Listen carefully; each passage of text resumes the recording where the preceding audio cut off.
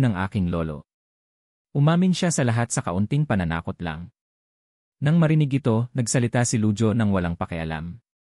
Hindi ko siya tinakot. Talagang bitag ang lugar na ito. Sinadyang mag-iwan ng mensahe ang utak. Kung hindi niya sinabi sa atin, sasabihin ng iba. Kaya ano ang punto ng pagpapatawad sa kanyang buhay? Namutla ang leader nang marinig ito, ang kanyang mukha ay parang abo. Samantala, sa Yanyu Palace, ilang babaeng manglilinang ang mabilis na lumipad sa ibabaw ng mga bundok para makarating dito. Master, nakatanggap po kami ng sulat. Isang matanda at isang batang babae ang papalapit sa tirahan ng pamilyang Ee. Nakumpirma na ba ang kanilang mga pagkakakilanlan? Nang marinig ang balitang ito, lumabas sina Chanchin at Xiao Yu nang magkasama. Medyo kamukha po sila ng mga larawan. Kamukha. Sa pagkakaalam ko, nasugatan si ikatlong kapatid, at nagpadala ng mga dalubhasa ang matuwid na sekta sa Jinting Court Mountain.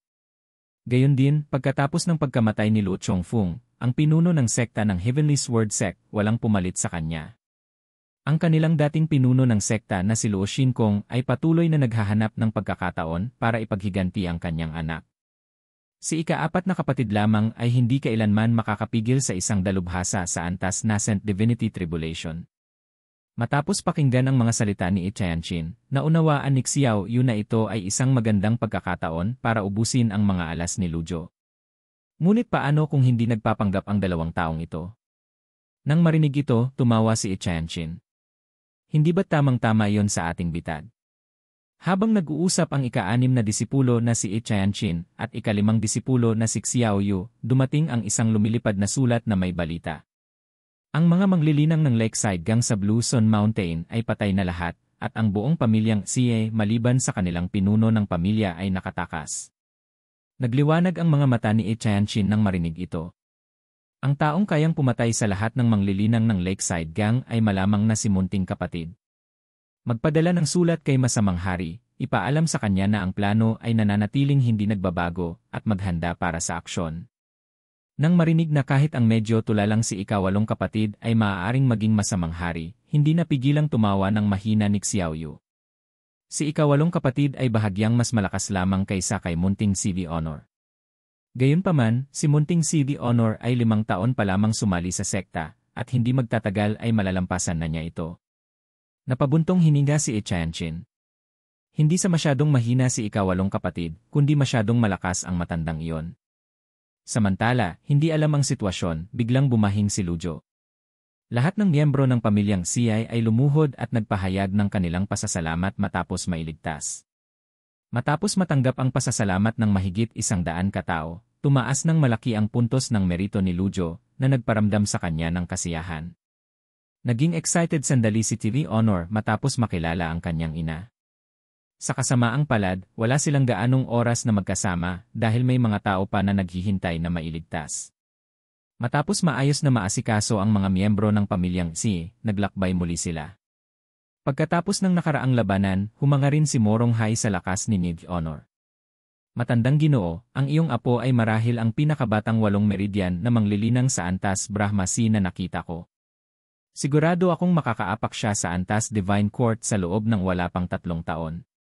Nang marinig ang papuri na ito, tumingin si TV Honor nang may paghamak. Ba? Naaalala ko na takot ka kanina. Nagpakita ng hiya ang mukha ni Morong Hai. Sasabihin pa sana niya ang iba pa ngunit nakita niyang galit na nakatitig sa kanya si TV Honor at sinabing, "Oh, hindi ka sang-ayon. Maswerte ka na may pakinabang ka pa sa amin, kung hindi, pinatay ka na namin ng isang sipa ngayon." Nang makita ito, nagmamadaling sumabay si Morong Hai sa bilis ni Lujo. Sa loob-loob niya, hindi madaling kausapin ang isang mainitin ang ulong batang babae. Ang matandang Ginoo ay mas banayad at komportable. Matandang Ginoo, bakit mo ipinabalik ang mga tao ng pamilyang AA sa kanilang tirahan? Hindi ba't sayang lang ang pagsisikap kung madudukot sila muli ng iba? Matapos itong marinig, sumagot si Lujo, huwag kang mag-alala. Ang target ng mga manglilinang na ito ay hindi dapat ang pamilyang AA. Tumango si Morong Hai at sumang-ayon na may katuturan ito. Kung pera ang gusto nila, humingi na sana sila. Ngunit hindi nila ginawa at hindi sila pumatay ng kahit isang hostage na nangangahulugang iba ang gusto nila. Kung gayon, bakit nila ito ginawa? Habang sinasabi niya ito, isang ibong mensahero ang biglang lumipad pababa mula sa langit. Isang sulat mula kay ikaapat na kapatid. Tumalon si Tig Honor at nahuli ito. Sa pagkakataong ito, hindi siya pinabasa ni Lujo, ngunit hinudyatan siyang ipasa ito. Matapos basahin ang sulat, bahagyang kumunot ang kanyang noo. Magpadala ng sulat kay ikaapat na kapatid at sabihin sa kanya na hintayin ang aking pagbabalik. Nang marinig ito, agad na tumugon si Tig Honor. Si Moronghay, na nanonood mula sa gilid, ay maraming iniisip. Sa loob-loob niya, mula sa paraan ng kanilang pagtawag sa isa't isa, hula ko na ang pares na ito ng lolo at apo ay dapat mula sa isang sekta. Ang mundo ng Great Yan ay walang hanggan, at normal lang na magkaroon ng isa o dalawang makapangyarihang ermitanyo. Hindi nagtagal, dumating ang grupo sa isang bukas na lugar na napapaligiran ng mga bundok sa lahat ng panig.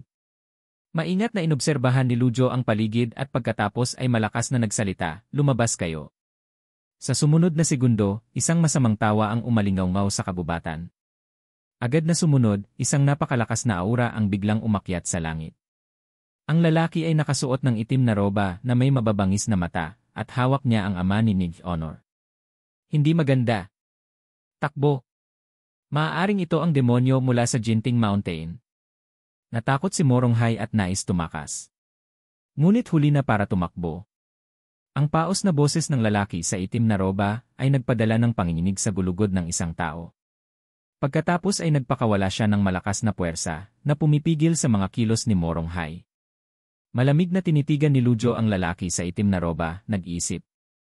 Sa loob-loob niya, sa paghusga sa mga pagbabago ng kanyang aura, ang taong ito ay mas malakas kaysa sa isang 8 meridian sa Antas Brahmasi.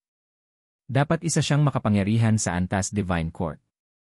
Ngunit hindi sapat para gamitin ko ang aking rurok na card. Ang katotohanang nakatakas ka sa bitag sa Blue Sun Mountain ay nagpapatunay na medyo malakas ka. Ngunit sa kasamaang palad, malayo pa yan sa sapat. Isang 2 siwang na manglilinang sa Antas Mystic Enlightening, isang 8 antas na manglilinang sa Antas Body Tempering, at isang 8 meridian na manglilinang sa Antas Brahmasi, mukhang patas na palitan ito. Sabi ng lalaki sa itim na roba sa sarili, ang kanyang tono ay puno ng paghamak. Nagliwanag ang mga mata ni Tig Honor. Sabik siyang subukan. Sa loob-loob niya, dapat mas matibay ito. Ngunit pinigilan siya ni Lujo matapos lamang makadalawang hakbang. Bitawan mo ang hostage at umalis ka. Patawarin ko ang iyong buhay. Nang marinig ito, itinuro ng lalaki sa itim na roba si Lujo. Matanda, alam mo ba kung sino ang kinakausap mo? Nang marinig ito, nagsalita si Lujo nang walang pakialam. Ang 3-in styles ng mga samahang Taoista. Ang lalaki sa itim na roba ay bahagyang natigilan. Ang kanyang intuition ay nagsasabi sa kanya na ang matandang ito ay tiyak na hindi isang 8 antas sa quenched body, kundi gumamit siya ng ilang pamamaraan para itago ang kanyang aura. Masasabi mong hindi simple ang aking sekta. Sino ka? Nagsasanay ka ng pamamaraang pabaliktad na paghinga, na sumisipsip ng esensya ng enerhiya ng langit at lupa sa pamamagitan ng mga punto ng laogong sa iyong mga braso at iniipon ito sa iyong dantian. Napakadaling matutunan ng paraan, ngunit may depekto. Ang iyong mga buto ay mapupuno ng panginginig at makakaranas ka ng matinding sakit nang hindi bababa sa 1-0 araw sa isang buwan. Habang sinasabi ito ni Lujo, huminto siya sandali, naningkit ang kanyang mga mata. 3 buwan na lang ang natitira sa iyong buhay. Ang lalaki sa itim na roba ay labis na nagulat. Maraming manglilinang sa mundong ito, at bawat isa ay may kanya-kanyang sikreto. Bukod dito, itinuturing nila ang depekto sa kanilang mga pamamaraan ng paglilinang bilang pinakamahalagang sikreto. Sa nakalipas na 2 dekada, ibinuhos ko ang lahat ng pagsisikap para linangin ang 3-in styles, na gumawa sa akin na isang kakilakilabot na dalubhasa sa Divine Court. Gayunpaman, mas malaki ang mga pakinabang, mas malaki rin ang gastos. Paano nalaman ng matandang ito? Tatanungin ko ulit, sino ka? Nang marinig ito, bahagyang ngumiti si Lujo. Nang ipagkanulo mo ang mga samahang Taoista, natutunan mo lamang ang 3-in styles, ngunit hindi ang 6 na pamamaraang yang. Ang matinding lamig ay kailangang balansihin ng matinding yang. Isang himala na buhay ka pa ngayon. 6 na pamamaraang yang. Medyo naguluhan ang lalaki sa itim na roba. Ano, hindi mo alam ang tungkol sa 6 na pamamaraang yang? Tanong pabalik ni Lujo. Nang marinig ito, biglang humagalpak ng tawa ang lalaki sa itim na roba. Magaling, matanda. Ang lakas ng loob mong magsalita ng walang katuturan para linlangin ako. Pagkasabi niyan, ang buong katawan ng lalaki sa itim na roba ay napuno ng malakas na ki, at tinipon niya ang kanyang lakas para hampasin ang posisyon ni Lujo. Ngunit sa sumunod na segundo, hinaraan ito ni Navy Honor ng isang palad. Kung gusto mong saktan ang aking lolo, kailangan mo munang dumaan sa akin. Sumabog din si TV Honor ng matalas na ki at itinaboy ang kalaban. Nagulat ang lalaki sa itim na roba. Sa loob-loob niya, isang makapangyarihan sa antas Divine Court sa ganitong edad. Paano ito posible? Hindi na itinago ni Nives Honor ang kanyang lakas, iniunat ang kanyang mga kalamnan at nagpakita ng kahandaan para sa labanan. Pagkatapos ay lumingon siya sa kanyang lolo at sinabing, "Lolo, gusto ko siyang labanan." "Bahala ka," sabi ni Lujo, hindi na nagsalita pa. Nang matanggap ang pahintulot ng kanyang master, hinamon niya ang lalaki sa itim na roba. "Matagal na akong hindi nakakatagpo ng ganito kalakas na kalaban. Mas mabuting tumagal ka sandali."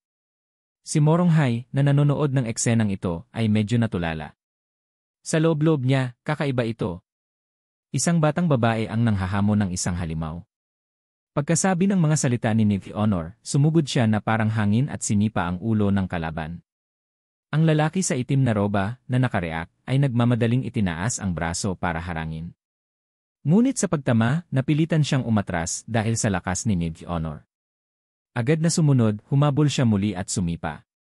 Inayos ng lalaki sa itim na roba ang kanyang tindig at nakipaglaban ng husto sa kanya. Napuno ng hangin ang tunog ng kanilang mga pagbabanggaan. Inilipat ng dalawa ang kanilang larangan ng digmaan sa mas bukas na lugar. Nang makita ang gulat na ekspresyon ni Moronghai, nagsalita si Lujo ng walang pakialam. Ganyan lang talaga ang ugali niya. Nang marinig ito, hindi napigilang ngumiti ng mapait ni Moronghai. Sa loob-loob niya, ugali lang ba talaga ito? Para siyang pinakawalang demonyo. Pagkatapos ay tiningnan ni Lujo ang ama ni Navy Honor at nalamang nahimatay lamang ito at hindi nasugatan. "Matandang sir, sa pagkakaroon ng ganyang katalinong apo, bakit ka nagpapanggap na mahina?" Umiling si Lujo matapos itong marinig at sumagot, "Mapagkunwari ang puso ng mga tao. Dapat tayong mag-ingat." Nang marinig ito, magalang na yumuko si Moronghai. "Matandang sir, malalim ang inyong pag-unawa sa mundo. Hindi katakatakang kumpiyansa kayong iligtas ang mansyon ng CA. Palagi ko kayong minamaliit. May tanong po ako na hindi ko alam kung dapat kong itanong. Sinasadya niyo rin pong itago ang inyong antas ng paglilinang, tama po ba?" Sa kanyang opinyon, imposibleng supilin ang ganoong maliit na demonyo sa pamamagitan lamang ng karisma at pagmamahal. Dahil ang kanyang apo ay isang makapangyarihan sa antas Divine Court, ang matanda sa harap niya ay dapat ding isang makapangyarihan sa antas Divine Court. Sinulyapan siya ni Lujo, hindi umaamin o tumatanggi. Agad na medyo naunawaan ni Moronghai. "Matandang sir, tunay nga kayong isang nakatagong dalubhasa." Nang marinig ito, iwinasiwas ni Lujo ang kanyang kamay. "Hindi naman talaga ako dalubhasa." Nang makita ang eksenang ito, hindi napigilang maging emosyonal si Moronghai.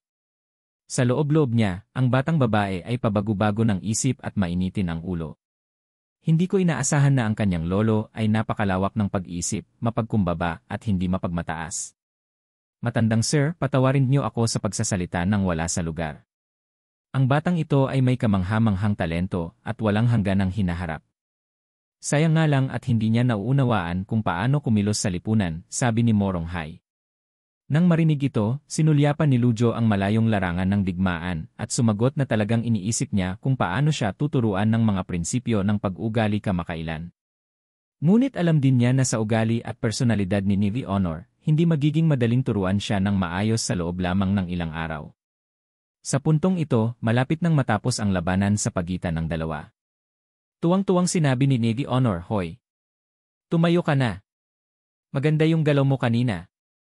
Tara, laban ulit tayo." Ang lalaki sa itim na roba ay nakahiga sa lupa, walang tigil sa pag-ubo. Mabilis niyang iwinagayway ang kanyang mga kamay. "Ubo! Ubo! Hindi na ako lalaban. Hindi na."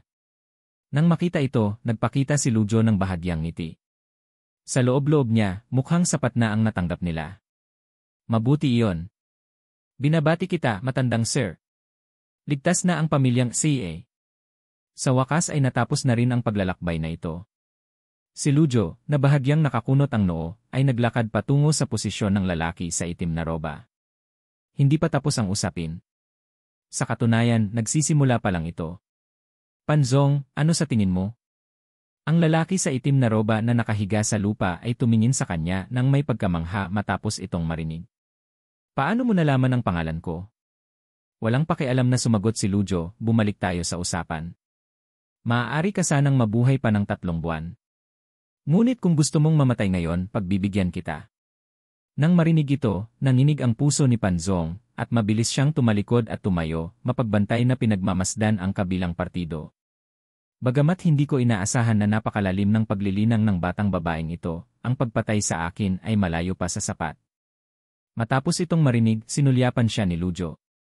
Ang tunay na kapangyarihan ng 3 yin styles ay mailalabas lamang sa tulong ng 6 na pamamaraang yang. Natutunan mo lamang ang 3 yin styles, at iyon ang dahilan kung bakit hindi mo makuha ang esensya nito.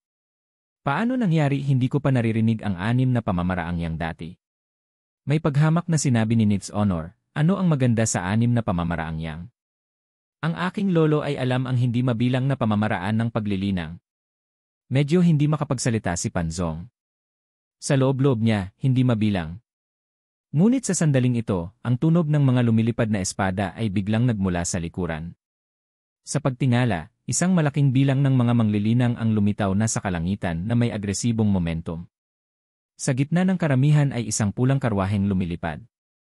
Isang parang pilak na kampanilyang tawa ang dahan-dahang nagmula sa loob. Munting kapatid, matagal na tayong hindi nagkita. Nang makita ang pulang karwaheng lumilipad na dahan-dahang lumilipad sa kalangitan, kinakabahang nagtago si TV Honor sa likod ng kanyang master. Nang makita ito, mahinahong inalo siya ni Lujo. Hindi kailangang matakot. Protektahan mo ang iyong ama. Matapos itong marinig, tumango si TV Honor at sumagot, opo. Narito pa si master. Ano ang dapat ikatakot? Nang makita ang eksenang ito, nanlaki ang mga mata ni Morong Hai sa hindi makapaniwalang pagtingin. Sa loob-loob niya, ito ay dapat isang ilusyon. Lahat ito ay ilusyon. Ang isang taong nabuksan na ang lahat ng 8 meridian ng Antas Brahmasi ay isa ng dalubhasa. Kapag ang isang manglilinang ay umabot sa antas na ito, maaari siyang lumutang sa hangin, at kapag nabuksan niya ang lahat ng 8 meridian, maaari siyang lumipad sa kalangitan. Kaya paanong hindi siya magugulat kapag napakaraming dalubhasa ang lumilipad sa kalangitan? Bilang karagdagan dito, hindi nagkukulang sa mga dalubhasa sa Antas Divine Court, at kasama sa kanila ay isang karwaheng lumilipad. Ang karwaheng lumilipad ay simbolo ng katayuan, at tanging ang pinuno lamang ng isang makapangyarihang puwersa ang maaaring magmay-ari nito. Noong nakaraan, nang kubkubin ng 10 dakilang dalubhasa ang Jinting Mountain, tanging ang 10 dakilang dalubhasa lamang ang may karwaheng lumilipad. Kaya sino ang dalubhasang ito na nakasakay sa pulang karwaheng lumilipad? Habang nawawala siya sa pag-iisip, isa pang boses ang nagmula sa karwaheng lumilipad. Ang munting kapatid ay lalong gumaganda. Nang marinig ang pamilyar na boses na ito, sobrang natakot si TV Honor kaya mabilis siyang tumakbo pabalik sa likod ng kanyang master muli. Tila may nahulaan si Panzong at kinakabahang lumunok ng laway. Sino ang makakapagpatakot sa mabangis na batang babae na may malalim na paglilinang? Isa lamang ang taong naaalala niya na nagmamay-ari ng pulang karwaheng lumilipad na ito. Galit na tumingin si TV Honor sa anyo sa itaas at sumagot, ikaw na malaking taksil. Hindi ako ang iyong kapatid. Nang marinig ito, tumawa si Ichanshin. Munting kapatid, kasing inosente at kaibig-ibig ka pa rin gaya ng dati. Isang manglilinang ang bumati kay Ichanshin nang may saludo at nagtanong, pinuno ng palasyoyi, sinabi ninyo sa amin na ang matandang kontrabida ay umasa sa isang lihim na gamot para makaligtas sa huling pag-atake, at lihim ninyo kaming inabisuhan sa pamamagitan ng mga sulat na narito siya. Ang nakikita ko ngayon ay isang maliit na kontrabida lamang. Ano ang ibig sabihin nito? Si Lujo sa loob-loob niya, maliit na kontrabida lamang. Mga 10 taon lang akong mas bata sa hitsura. Umitim ang aking buhok at mas humigpit ang aking balat, ngunit ang aking mga tampok sa mukha ay nananatili. Ganoon ba kahirap akong makilala? Nagsalita si Ichanshin at bahagyang tinapik ang lupa, dahan-dahang bumaba. Sa sandaling ito, nakilala na rin siya ni Lujo. Yi Tianxin, Antas Nascent Divinity Tribulation. Halaga ng puot, 45%. Ngayon ang tanyag na master ng Derived Moon Palace.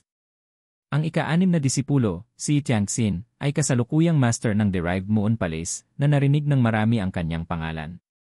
Sinasabing ang Derived Moon Palace ay mayroon lamang mga babaeng manglilinang at bawat isa sa kanila ay may talento. Gayunpaman, lahat sila ay galit sa mga walang pusong, hindi tapat na lalaki. Walang nakakaalam ng dahilan at hindi mahanap ang sagot sa kanyang alaala. Napapaligiran ang mga lalaking manglilinang, malinaw na hindi niya ginamit ang sarili niyang mga tao kundi mga tagalabas na isang matalinong ideya. Si Lujo sa loob-loob niya, ang kanyang ugali at hitsura ay nagpapaalala sa akin ng isang tula. Ang lotus ay tumutubo sa putik ngunit hindi kailanman nadudumihan ito. Ang panganay, pangalawa, ikalima at ikapitong disipulo ay hindi nagpakita. Nang i-activate ko ang rurok na card ng karanasan, kalahating oras lamang ang mayroon ako, kaya dapat kong subukan ang aking makakaya para pabagsakin ang grupo ng mga kontrabidang disipulo sa rurok na anyo. Si Yi Tianxin, na lumapag sa lupa, ay tumingin kay Lujo. Master, niloko ka. Nang marinig ito, natahimik ang mga nakapaligid na matuwid na manglilinang. Mga komento sa isip nila, ito ba ang maalamat na kilabot at masamang patriarch? Nagkamali ba tayo? Mukhang may pagkakaiba kumpara sa larawan. Ngunit personal itong kinilala ni Yi Tianxin, si Morong Hai, na nakatayo sa malapit, ay mas lalong nagulat. Sa loob-loob niya, hindi ko inaasahan na ang mabait na matandang ito pala ang kilabot na demonic patriarch. Patayin niyo na lang ako. Lahat sila sinungaling. Sa sandaling ito, tumayo si Lujo na nakapamiwang at mahinahong nagsalita. Dahil tinawag mo akong master, bibigyan kita ng isa pang pagkakataon. Bumalik ka sa Jinting Court Mountain. Mananatili kang isa sa aking 9 na disipulo. Bahagyang tumawa si Yi Tianxin nang marinig ito. Master, dahil sa paggalang kaya kita tinawag na master. Tungkol naman sa pagbabalik sa Jinting Court Mountain, kailangan mong tanungin sila muna. Pagkasabi pa lang ng mga salitang ito, nagkagulo ang buong madla. Ang mga nakapaligid na manglilinang ay puno ng galit at indignasyon. Matandang kontrabida. Maswerte kang nanalo sa huling labanan, ngunit hindi ka magiging kasing swerte sa pagkakataong ito. Ang isang lihim na gamot ay lihim na gamot pa rin. Bawat lihim na gamot na maaaring magpataas ng antas ng paglilinang sa maikling panahon ay may mga masamang epekto. Huwag kayong mag-alala, lahat. Hindi katakatakang nagamit ng matandang kontrabidang ito ang kanyang enerhiya sa ganoong walang pakundangang paraan noong huli. Matandang kontrabida, ngayon na ang oras para mamatay ka. Sumuko ka na. Ngumiti si Lujo at hindi pinansin ang kanilang mga salita. Sa halip, tumingin siya kay Yi Tianxin at nagpatuloy sa pagsasalita. Paano mo nalaman ng tiyak na magpapakita ako rito? Nang marinig ito, pumalakpak si Yi Tianxin at isang katulong ang nagdala ng isang larawan. Sa pagtingin sa matanda at mahinang anyo sa larawan, tumawa si Yi Tianxin at sumagot, mahirap paniwalaan na ang kontrabidang patriarch na dating naghari sa mundo ay magpapanggap. Master, maniniwala ka ba sa akin kung sasabihin kong nahulaan ko ito? Tumingin si Lujo sa paligid at hindi nakakita ng iba pang masasamang tao. Lihim siyang napabuntong hininga sa pagkadismaya. Sa loob-loob niya, ang paghuli lamang ng isang masamang tao na may rurok na antas ng paglilinang ay tila hindi sulit. Gayunpaman, sa harap ng ganitong sitwasyon, walang puwang para umatras. Hinaplos niya ang kanyang balbas ng bahagya at mahinahong nagsalita. Yi Tianxin, itinuro ko sa iyo ang pamamaraang asul na alon at ibinigay sa iyo ang mapagmahal na singsing sa pag-asang mapoprotektahan mo ang iyong sarili sa mapanganib na mundo ng paglilinang, hindi para iwanan mo ang sekta at ipagkanulo ako. Hindi napigilang tumawa ni Yi Tianxin matapos makinig. Matanda, sa tingin mo ba ay maaari mo pa akong tratuhin tulad ng dati? Matanda ka na at hindi na ikaw ang dating Ji Tiandao na kayang guluhin ang mundo. Ang lugar na ito ang libingang personal kong idinisenyo para sa iyo. Ang mga nakapaligid na manglilinang ay nagsimulang magmatsyag ng maigi at natuklasan na ang lugar na ito ay hindi kasing simple gaya ng tila sa ibabaw. Nangangahas kang murahin ang iyong master. Mag-ingat ka baka tamaan ka ng kidlat, galit na sagot ni Ninja Honor. Sa sandaling ito, itinaas ni Lujo ang kanyang kamay para sumenyas na okay lang. Pagkatapos ay nagpatuloy sa pagtatanong, sino ang nagbunyag ng aking kinaroroonan sa iyo? Si ikapitong kapatid ba? Si ikalimang kapatid? O yung walang kwentang si ikawalong kapatid? Dahan-dahang nagsalita si Chanshin. Hindi ko kailangan silang magsabi sa akin. Hindi ko alintana na sabihin sa iyo ang totoo. Ang pagdukot sa pamilyang CI ay aking plano, at ang layunin ay akitin si munting kapatid at ikaw palabas ng Jinting Court Mountain. Nag-alala si Panzong matapos itong marinig. Ikaw ang nagbigay sa akin ng gawain. Paano kung hindi nagpakita ang matandang kontrabidang ito? Malamig na sumagot si Changxin.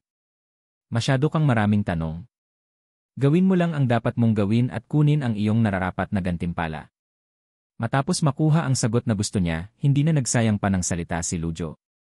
Marami na akong